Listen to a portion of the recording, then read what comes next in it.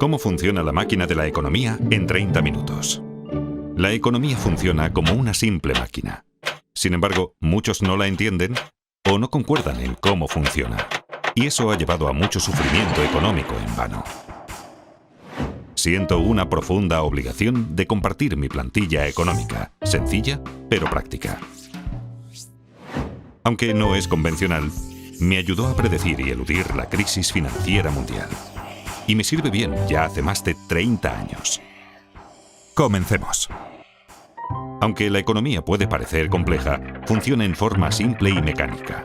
Consta de unas pocas piezas simples y muchas transacciones simples que se repiten una y otra vez innumerables veces. Estas transacciones son impulsadas más que nada por la naturaleza humana y crean tres fuerzas principales que mueven la economía. 1. Incremento de la productividad. 2. El ciclo de deudas a corto plazo. 3. El ciclo de deudas a largo plazo. Veremos estas tres fuerzas y cómo al superponerlas una a la otra, creamos una buena plantilla para seguir los movimientos económicos y comprender qué está ocurriendo. Comencemos por la parte más simple de la economía: transacciones. Una economía es simplemente la suma de las transacciones que la componen. Y una transacción es algo muy sencillo. Todo el tiempo hacemos transacciones. Cada vez que compramos algo, creamos una transacción. Cada transacción consiste en un comprador que canjea dinero o crédito a un vendedor por mercancías, servicios o activos financieros. El crédito se gasta como el dinero. De modo que sumando el dinero gastado al crédito gastado, sabemos el gasto total. El gasto total impulsa la economía. Si dividimos la suma gastada por la cantidad vendida, obtenemos el precio. Y eso es todo. Esto es una transacción. Es el pilar de la máquina de la economía. Los ciclos y fuerzas de una economía son impulsados por transacciones. Así que si entendemos las transacciones, entendemos toda la economía. Un mercado consta de todos los compradores y todos los vendedores que realizan transacciones con lo mismo. Por ejemplo, hay un mercado del trigo, un mercado de coches, un mercado de valores y mercados para millones de cosas. Una economía consta de todas las transacciones en todos sus mercados. Si sumamos el total de gastos y la cantidad total vendida en todos los mercados, tenemos todo lo que necesitamos saber para entender la economía. Es así de simple. Las personas, empresas, bancos y gobiernos, todos participan en transacciones como describí anteriormente. Canjean dinero y crédito por mercancías, servicios y activos financieros. El mayor comprador y vendedor es el gobierno, compuesto por dos partes importantes: un gobierno central que recauda impuestos y gasta dinero, y un banco central, que es diferente de otros compradores y vendedores porque controla la cantidad de dinero y de crédito en la economía. Lo hace influyendo en las tasas de interés e imprimiendo dinero nuevo. Por estas razones, como veremos, el Banco Central es un actor importante en el flujo del crédito. Ahora pongamos atención en el crédito. El crédito es la parte más importante de la economía y probablemente la menos comprendida. Es la parte más importante porque es la mayor y la más volátil. Así como compradores y vendedores van al mercado a hacer transacciones, también los prestadores y los prestatarios. Los prestadores suelen querer convertir su dinero en más dinero. Y los prestatarios suelen querer comprar algo que no pueden pagar, como una casa o un coche, o quieren invertir en algo como iniciar una empresa. El crédito puede ayudar tanto a prestadores como a prestatarios a obtener lo que desean. Los prestatarios prometen devolver la suma prestada llamada el capital, más una suma adicional llamada interés. Cuando las tasas de interés son altas, se toman menos préstamos porque son caros. Cuando las tasas de interés son bajas, se toman más préstamos porque son más baratos. Cuando los prestatarios prometen devolver el préstamo y los prestadores les creen, se crea el crédito. Dos personas cualesquiera pueden acordar el crear crédito de la nada. Esto parece bastante sencillo, pero el crédito es escurridizo porque tiene nombres diferentes. Una vez generado el crédito, se convierte de inmediato en deuda. La deuda es un activo para el prestador y un pasivo para el prestatario. En el futuro, cuando el prestatario devuelva el préstamo con intereses, activo y pasivo desaparecerán y la transacción queda saldada. Entonces, ¿por qué es el crédito tan importante? Porque cuando un prestatario obtiene crédito, puede aumentar sus gastos. Y hay que recordar, el gasto impulsa la economía. Eso es porque el gasto de una persona es el ingreso de otra persona. Pensemos que cada dólar que gastamos, alguien lo gana. Y cada dólar que ganamos fue gastado por alguien. Así que cuando gastamos más, alguien gana más. Cuando los ingresos de alguien aumentan, los prestadores están más dispuestos a prestarle dinero porque ahora es más digno de crédito. Un prestatario digno de crédito tiene dos cosas: la capacidad de devolver el préstamo y un aval. Tener ingresos altos comparados con la deuda le permite devolver dinero. En caso de no poder hacerlo, tiene activos valiosos como aval que pueden venderse. Esto hace que los prestadores se sientan cómodos al prestarle dinero. Así, mayores ingresos permiten tomar más préstamos, que a su vez permiten mayores gastos. Y como los gastos de una persona son los ingresos de otra, esto lleva a más préstamos y así sucesivamente. Esta conducta se realimenta y conduce al crecimiento económico. Y por eso tenemos ciclos. En una transacción hay que dar algo para obtener algo.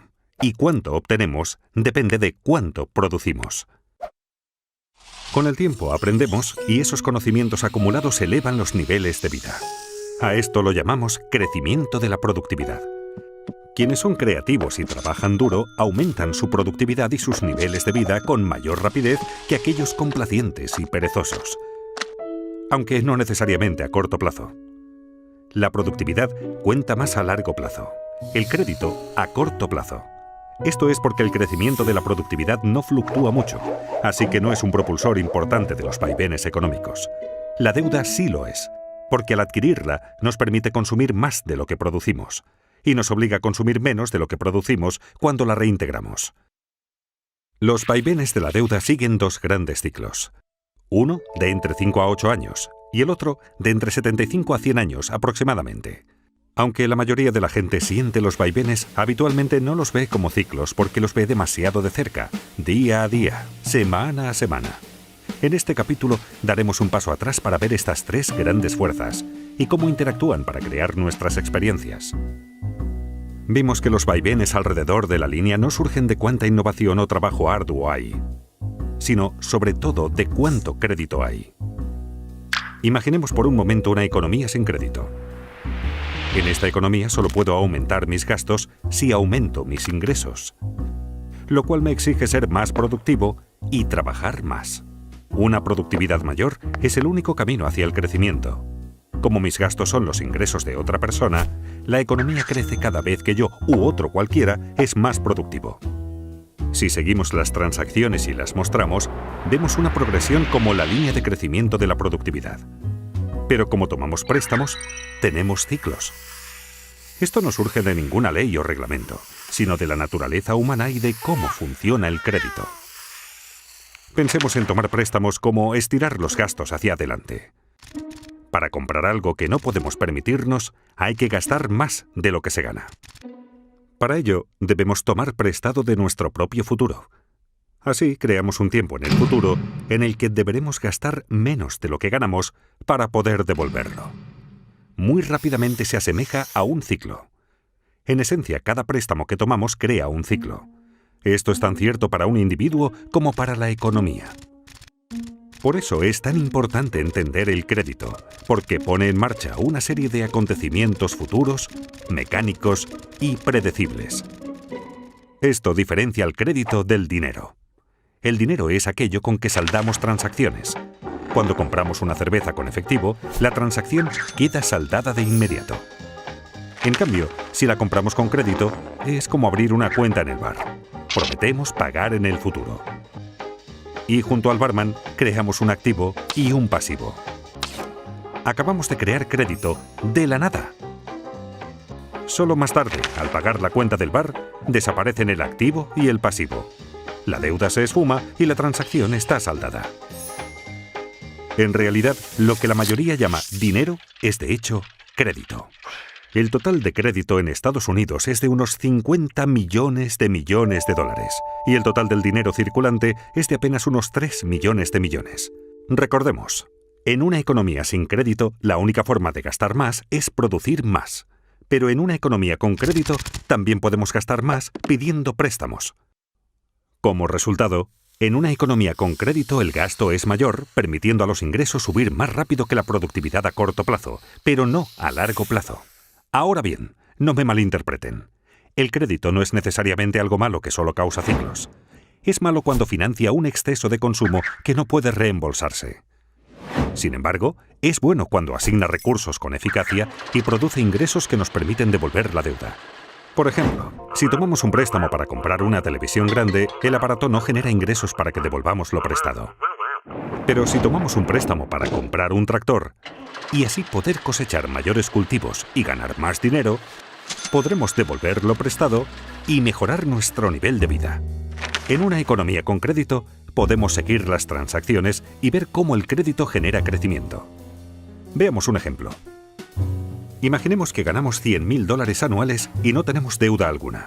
Entonces, si nos prestan $10.000, supongamos que en una tarjeta de crédito podríamos gastar $110.000, aunque en realidad solo ganamos $100.000. Como mis gastos son los ingresos de otro, alguien está ganando $110.000. La persona que está ganando $110.000 sin tener deuda alguna puede tomar prestados $11.000 y así gastar $121.000, aunque en realidad solo ganó $110.000. Sus gastos son los ingresos de otro, y siguiendo las transacciones podemos comenzar a ver cómo este proceso sigue una pauta que se refuerza a sí misma. Pero recordemos, tomar préstamos crea ciclos, y si el ciclo sube, en algún momento deberá bajar. Esto nos lleva al ciclo de deuda a corto plazo. Cuando aumenta la actividad económica vemos una expansión, la primera fase del ciclo de deudas a corto plazo. El gasto sigue creciendo y los precios comienzan a subir. Esto ocurre porque el mayor gasto es alimentado por el crédito, que puede crearse instantáneamente de la nada. Cuando el gasto y el ingreso aumenta más rápido que la producción de bienes, los precios suben. La subida de precios se llama inflación.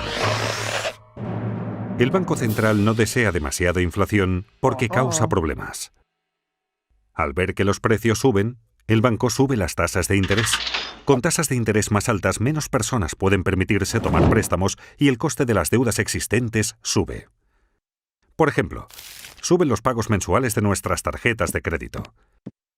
Como la gente toma menos prestado y tiene que pagar más por sus deudas, tienen menos dinero disponible para gastar y el gasto se ralentiza. Y como los gastos de una persona son los ingresos de otra, los ingresos bajan y así sucesivamente. Cuando la gente gasta menos, los precios bajan. Eso se llama deflación. La actividad económica disminuye y tenemos una recesión. Si la recesión se torna demasiado grave y la inflación ya no es un problema, el Banco Central bajará las tasas de interés para que todo vuelva a remontar. Con tasas de interés bajas, los reintegros de las deudas se reducen, se toma más prestado y se gasta más, y vemos otra expansión. Como vemos, la economía funciona como una máquina. En el ciclo de deuda a corto plazo, el gasto se restringe solo por la voluntad de prestadores y prestatarios de dar y recibir crédito. Cuando el crédito se obtiene con facilidad, hay expansión económica. Cuando no se obtiene fácilmente, hay una recesión. Y atención, este ciclo es controlado en primer lugar por el Banco Central. El ciclo de deuda de corto plazo suele durar de 5 a 8 años y se repite una y otra vez durante décadas. Pero notarán que la parte inferior y la superior de cada ciclo terminan con mayor crecimiento que el ciclo anterior y con más deuda. ¿Por qué? Porque la gente lo empuja. Se inclina más a tomar préstamos y gastar que a pagar deudas. Es la naturaleza humana. Por eso mismo, a la larga, las deudas crecen más rápido que los ingresos, creando el ciclo de deudas a largo plazo. Aunque la gente está más endeudada, los prestadores dan crédito con mayor facilidad. ¿Por qué? porque todos consideran que las cosas van muy bien. La gente piensa solo en los acontecimientos recientes. ¿Y qué fue lo que ocurrió recientemente? Los ingresos subieron. Los valores de los activos suben. El mercado bursátil ruge. Es un boom. Conviene comprar mercancías, servicios y activos financieros con dinero prestado.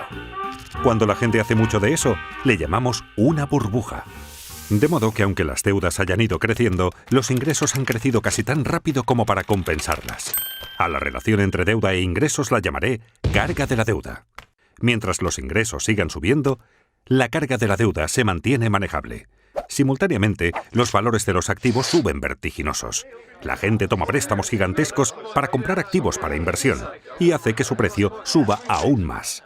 La gente se siente rica. De modo que hasta con muchísima deuda acumulada, los ingresos y los activos en alza ayudan a los prestatarios a mantenerse dignos de crédito por mucho tiempo.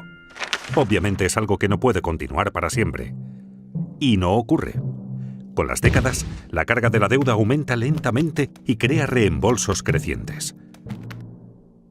Cuando estos reembolsos comienzan a crecer más rápido que los ingresos, obligan a la gente a recortar sus gastos. Y como los gastos de una persona son los ingresos de otra, los ingresos comienzan a bajar, lo que convierte a la gente en menos digna de crédito y reduce los préstamos tomados. Los pagos para saldar deudas continúan subiendo, haciendo que los gastos caigan más aún y el ciclo se invierta. Este es el cenit de la deuda a largo plazo. Las cargas de la deuda se han vuelto demasiado grandes. En Estados Unidos, Europa y buena parte del mundo, esto ocurrió en 2008. Ocurrió por la misma razón que en Japón en 1989 y en Estados Unidos en 1929. La economía comienza ahora a desapalancarse. En esta fase, la gente reduce el gasto, el ingreso baja, el crédito desaparece, los activos caen, los bancos sufren, las bolsas se desmoronan, las tensiones sociales aumentan y todo comienza a realimentarse en el sentido opuesto. A medida que caen los ingresos y suben los pagos por deudas, los prestatarios quedan restringidos. Ya sin derecho a crédito, sus créditos se agotan y ya no pueden tomar suficiente dinero prestado para saldar sus deudas. Desesperados, los prestatarios se ven obligados a vender activos. La fiebre de ventas inunda el mercado. Aquí es donde colapsa la bolsa. El mercado inmobiliario se hunde y a los bancos se les complican las cosas. Cuando los activos bajan de precio, bajan los valores de los avales de los prestatarios. Esto hace que los prestatarios merezcan aún menos crédito. La gente se siente pobre. El crédito desaparece rápidamente. Menos gasto, menos ingreso, menos riqueza, menos crédito, menos préstamos tomados y así sucesivamente. Es un círculo vicioso. Se asemeja a una recesión, pero la diferencia aquí es que no se pueden bajar las tasas de interés para salvar la situación. En una recesión, la baja de tasas estimula la toma de préstamos. Pero en un desapalancamiento, bajar las tasas no sirve, pues las tasas de interés ya están bajas y llegan pronto al 0%. Así que se acaba el estímulo. Las tasas de interés en Estados Unidos llegaron al 0% durante el desapalancamiento de la década de 1930 y nuevamente en 2008. La diferencia entre una recesión y un desapalancamiento es que en este, la carga de la deuda sobre los prestatarios creció demasiado y no pudo aliviarse bajando las tasas de interés. Los prestadores comprenden que deudas tan excesivas no pueden ser devueltas totalmente. Los prestatarios perdieron su capacidad de pagar y sus avales perdieron valor. Se sienten paralizados por la deuda y ya no quieren más. Los prestadores dejan de prestar. Los prestatarios dejan de tomar prestado. Pensemos en la economía como indigna de crédito. Como una persona. ¿Qué hacer entonces con el desapalancamiento? El problema es que las cargas de las deudas son muy altas y deben bajar. Hay 4 formas en que esto puede ocurrir. 1. Personas, empresas y gobiernos recortan sus gastos. 2. Se reducen las deudas mediante moratorias y reestructuras. 3. La riqueza se redistribuye de los que tienen a los que no tienen. 4. El Banco Central imprime dinero nuevo. Estas 4 formas ocurrieron en cada desapalancamiento de la historia moderna. Es habitual recortar primero los gastos. Como vimos, personas, empresas, bancos y hasta gobiernos se ajustan el cinturón y recortan gastos para poder pagar sus deudas. Esto se llama con frecuencia austeridad. Cuando los prestatarios dejan de contraer nuevas deudas y comienzan a pagar las deudas viejas, puede esperarse que la carga de la deuda baje. Pero ocurre lo contrario. Como se recorta el gasto, y el gasto de una persona es el ingreso de otra, esto hace que los ingresos caigan más rápido de lo que se saldan las deudas, y así la carga de la deuda de hecho empeora. Como vimos, este recorte del gasto es deflacionario y doloroso. Las empresas están forzadas a reducir costes, lo que significa menos empleos y mayor paro. Esto lleva a la etapa siguiente. Deben reducirse las deudas. Muchos no pueden pagar sus préstamos y las deudas del prestatario son el activo del prestador. Cuando los prestatarios no pagan al banco, la gente teme que el banco no pueda pagarle lo suyo y corre a retirar su dinero del banco. Los bancos quedan restringidos y la gente, las empresas y los bancos dejan de pagar sus deudas. Esta grave contracción económica es una depresión. Buena parte de una depresión consiste en descubrir que lo que suponíamos era nuestra riqueza no está. Volvamos al bar. Cuando compramos una caña a cuenta, prometimos pagarle al dueño del bar. Nuestra promesa se convirtió en un activo del barman. Si no cumplimos la promesa, no le pagamos y entramos en moratoria de nuestra cuenta de bar. Entonces, este activo que tenía, de hecho, no vale nada. En esencia, ha desaparecido.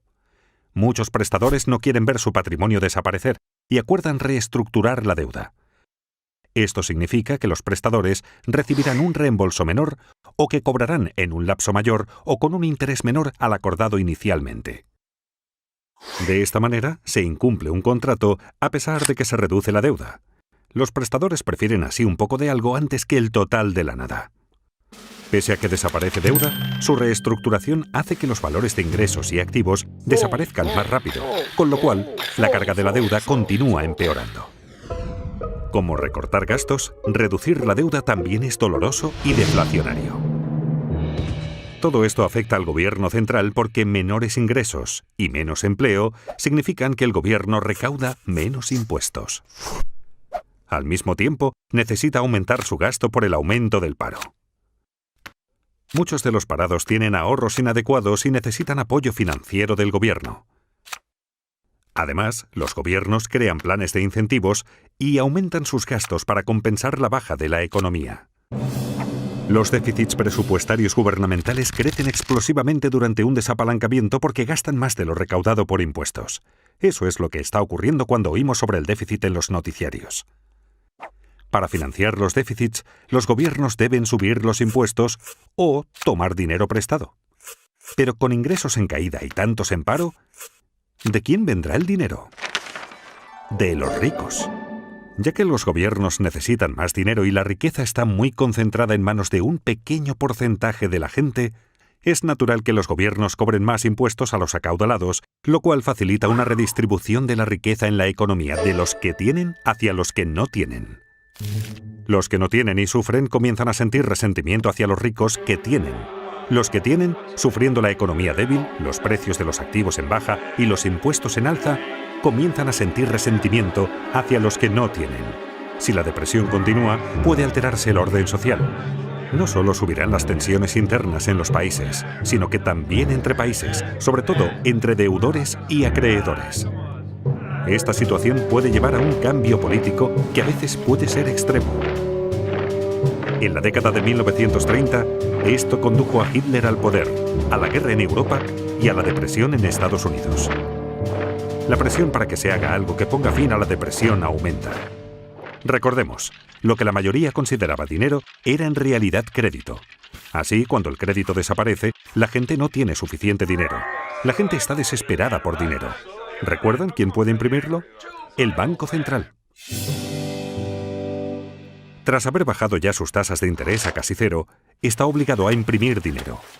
A diferencia del recorte de gastos, la reducción de la deuda y la redistribución de riquezas, la impresión de dinero es inflacionaria y estimulante. Inevitablemente, el Banco Central imprime dinero nuevo de la nada, que usa para comprar activos financieros y bonos del gobierno. Ocurrió en Estados Unidos durante la Gran Depresión y nuevamente en 2008, cuando su Banco Central, la Reserva Federal, imprimió más de 2 millones de dólares. Otros bancos centrales del mundo que podían también imprimieron mucho dinero. Comprar activos financieros con este dinero ayuda a elevar los precios de los activos, volviendo a la gente más digna de crédito. Pero esto ayuda solo a los que tienen activos financieros. Y es que el Banco Central puede imprimir dinero, pero solo puede comprar activos financieros. El Gobierno Central, por su parte, puede comprar bienes y servicios y pasar dinero a la gente, pero no puede imprimir dinero. Así que para estimular la economía, los dos deben cooperar. Comprando bonos del gobierno, el Banco Central en esencia presta dinero al gobierno, permitiéndole mantener un déficit y aumentar el gasto en bienes y servicios mediante sus programas de incentivos y de seguros de paro. Esto aumenta los ingresos de la gente, así como la deuda del gobierno. Sin embargo, reducirá la carga total de la deuda en la economía. Este es un momento de gran riesgo. Quienes formulan las políticas deben equilibrar las 4 formas en que se reduce la carga de la deuda. Las formas deflacionarias deben equilibrar a las inflacionarias para mantener la estabilidad. Si se equilibran correctamente, puede producirse un desapalancamiento hermoso. Y es que un desapalancamiento puede ser feo o hermoso. ¿Cómo puede ser hermoso? Aunque un desapalancamiento es una situación difícil, manejar óptimamente una situación difícil es algo hermoso. Mucho más bello que los excesos desequilibrados y alimentados con deuda de la fase de apalancamiento. En un desapalancamiento hermoso, las deudas disminuyen respecto de los ingresos. El crecimiento económico real es positivo y la inflación no es un problema. Se obtiene con el equilibrio correcto. El equilibrio correcto exige cierta mezcla de recorte de gastos, reducción de la deuda, transferencia de riquezas e impresión de dinero para mantener la estabilidad económica y social. La gente pregunta si la impresión de dinero causará inflación. No, si compensa el crédito que cae. Recordemos, el gasto es lo que importa. $1 de gastos pagado con dinero afecta a los precios igual que $1 de gastos pagado con crédito. Imprimiendo dinero, el Banco Central puede compensar la desaparición de crédito con un aumento de la cantidad de dinero. Para cambiar esta situación, el Banco Central necesita no solo fomentar el crecimiento de los ingresos, sino lograr que la tasa de crecimiento del ingreso supere a la tasa de interés sobre la deuda acumulada. ¿Qué quiero decir con ello? En esencia, los ingresos deben crecer más rápido que las deudas. Por ejemplo, supongamos que un país en desapalancamiento tiene una relación deuda-ingreso del 100%. Esto significa que su deuda total es igual a los ingresos del país entero en un año. Pensemos ahora en la tasa de interés sobre esa deuda, digamos que del 2%. Si la deuda crece al 2% por esa tasa de interés y el ingreso crece solo al 1%, jamás se reducirá la carga de la deuda. Se necesita imprimir suficiente dinero para que la tasa de crecimiento del ingreso supere a la tasa de interés. No obstante, es fácil abusar de la impresión de dinero por ser tan fácil y porque la gente la prefiere a las alternativas. La clave es evitar imprimir demasiado dinero y provocar una inflación inaceptablemente alta, como hizo Alemania en el desapalancamiento de la década de 1920. Si los responsables logran el equilibrio correcto, un desapalancamiento no es tan dramático. El crecimiento es lento, pero las cargas de la deuda bajan. Así es un desapalancamiento hermoso. Con los ingresos en alza, los prestatarios comienzan a parecer más dignos de crédito. Y cuando esto ocurre, los prestadores vuelven a prestar. Las cargas de las deudas comienzan por fin a bajar. Al poder tomar préstamos, la gente puede gastar más. La economía comienza ahora a crecer nuevamente hacia la fase de reflación del ciclo de deudas a largo plazo. Aunque el desapalancamiento puede ser horrible si se maneja mal, cuando se maneja adecuadamente, solucionará el problema. Lleva unos 10 años o más el que las cargas bajen y la actividad económica retorne a la normalidad. Y de ahí la expresión década perdida. En conclusión, por supuesto, la economía es un poco más compleja de lo que esta plantilla sugiere. Pero superponiendo el ciclo de deuda a corto plazo al de deuda a largo plazo, y a ambos encima de la línea de crecimiento de la productividad, obtenemos un modelo razonable para ver dónde hemos estado, dónde estamos y hacia dónde es probable que vayamos. En resumen, hay 3 reglas prácticas que me gustaría que les quedaran de esta charla. La primera, que la deuda no crezca más rápido que los ingresos, porque las cargas de la deuda terminarán aplastándonos. La segunda, que los ingresos no crezcan más rápido que la productividad, porque eso nos hará no competitivos. Y la tercera, hacer todo lo posible para aumentar la productividad, pues a largo plazo es lo que más importa. Son consejos sencillos para todos, incluidos los responsables de políticas. Sorprendentemente, la mayoría de la gente, y también de los responsables de políticas, no presta atención suficiente a esto. Esta plantilla ha funcionado en mi caso, y espero que funcione en el vuestro. Muchas gracias.